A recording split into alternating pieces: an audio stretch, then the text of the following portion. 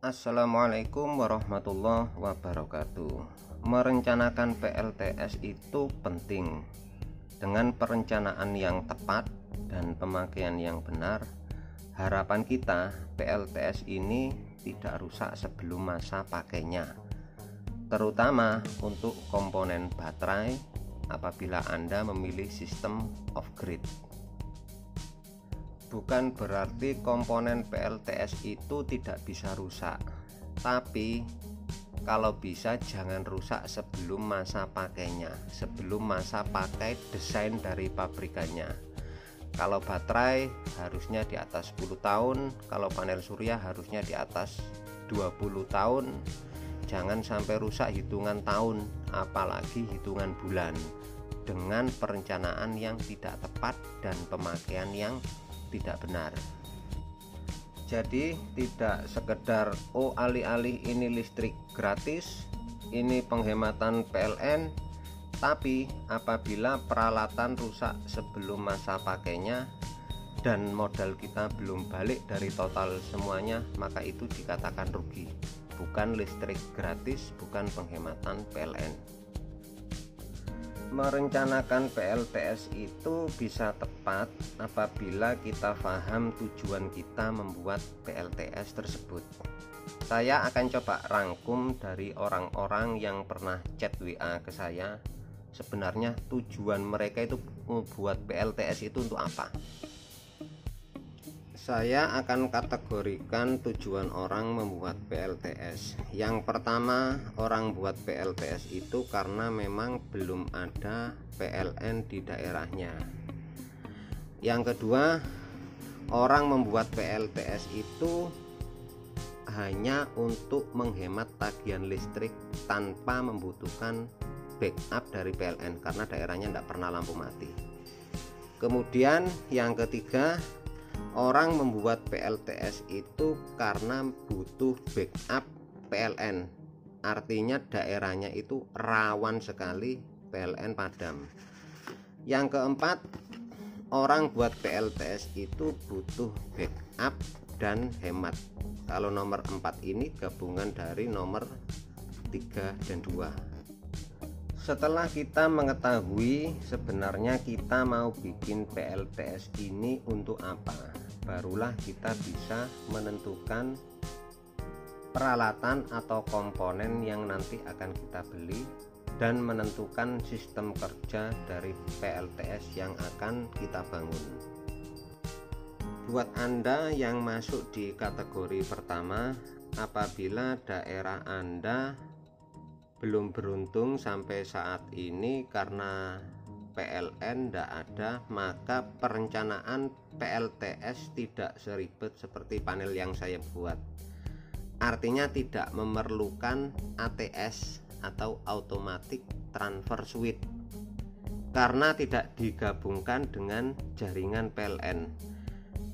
Nanti saya akan coba buatkan cara merangkai panel surya yang sederhana tetapi simple. Nanti bisa cek link di atas atau deskripsi di bawah. Buat Anda yang masuk di kategori nomor 2, apabila Anda membuat PLTS itu hanya bertujuan untuk menghemat tagihan listrik tanpa membutuhkan backup PLN saat PLN padam, artinya di tempat Anda itu resiko PLN padam itu sangat amat kecil. Ya kecil itu ya mungkin 1 tahun itu hanya sekali atau tidak pernah sama sekali. Saran saya sebaiknya gunakan sistem on-grid karena dari segi biaya lebih hemat karena tidak membutuhkan baterai. Apa itu sistem on-grid? Begini, secara garis besar sistem PLTS itu dibagi menjadi 2, ada on-grid dan ada off-grid. Kalau on-grid ini artinya jaringan PLTS kita itu terhubung dengan jaringan PLN dan tidak memerlukan baterai. Kalau sistem off-grid, jaringan PLTS kita ini tidak terhubung dengan jaringan PLN dan butuh baterai. Dari segi biaya lebih hemat on grid daripada off grid.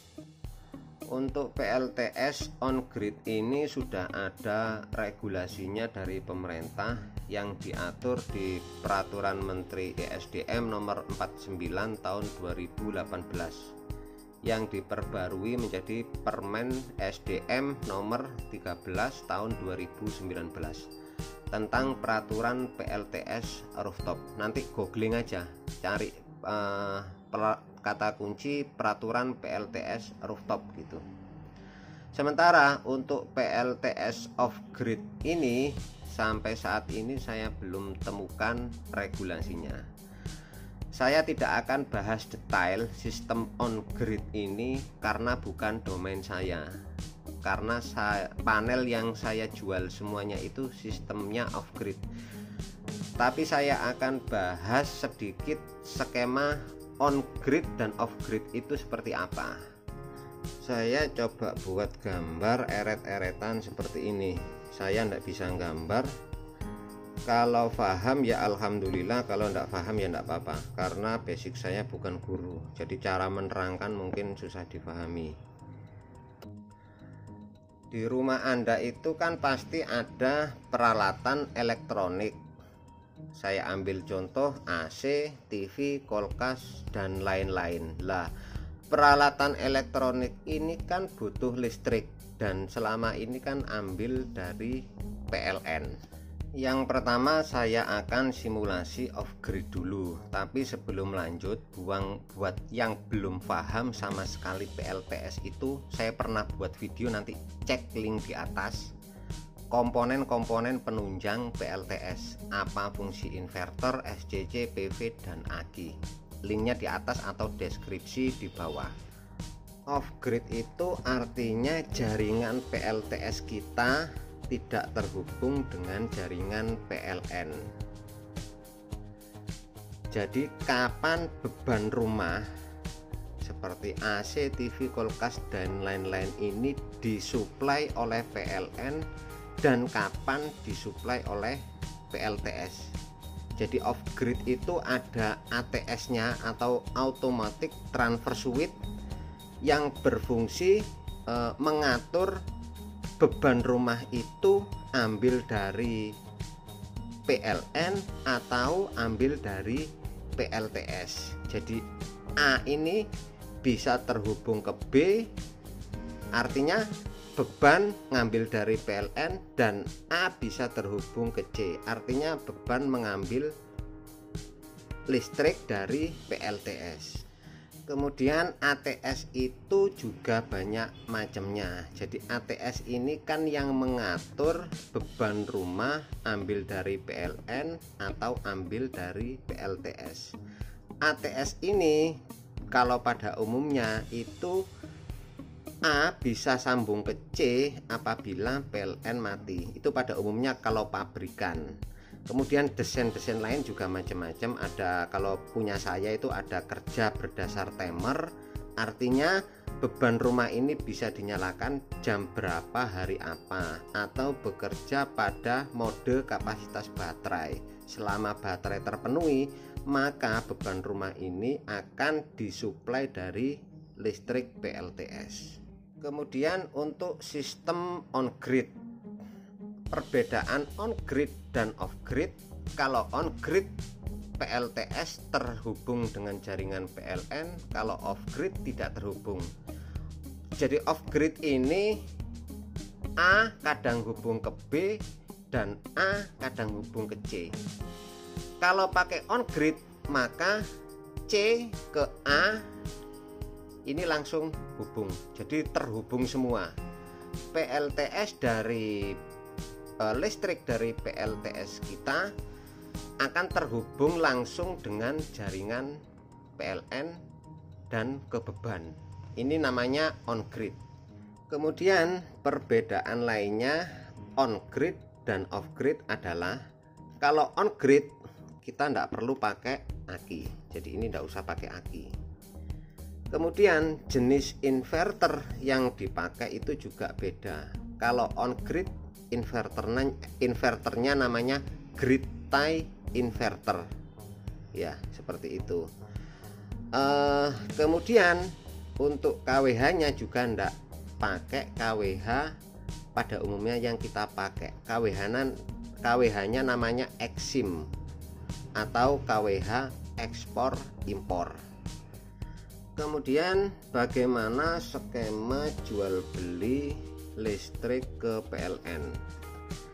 Jadi di sistem on grid itu sudah ada regulasi pemerintah yang mengatur sistem jual beli listrik yang kita produksi untuk dibeli PLN. Skema perhitungannya, pencatatannya melalui KWH ekspor impor. Untuk syarat sistem on grid ini, salah satu pasal ada yang menerangkan untuk pemasangan kapasitas dari solar panel yang terpasang itu maksimal 100% dari daya yang kita pasang. Kalau misal kita di rumah daya 3500 VA, berarti solar panel sistem PLTS on grid ini yang terpasang maksimal adalah 3500 WP. Untuk simulasinya seperti ini kira-kira ya. Kalau misal kita mempunyai produksi listrik dari panel surya katakan 1000 watt. Sementara saat siang konsumsi listrik kita ini total anggaplah 500 watt. Maka kita akan surplus 500 watt. Berarti dari 1000 watt yang kita dapat dari panel surya ini nanti akan diekspor ya. Diekspor. Jadi listriknya nanti diarahin ke KWH Exim.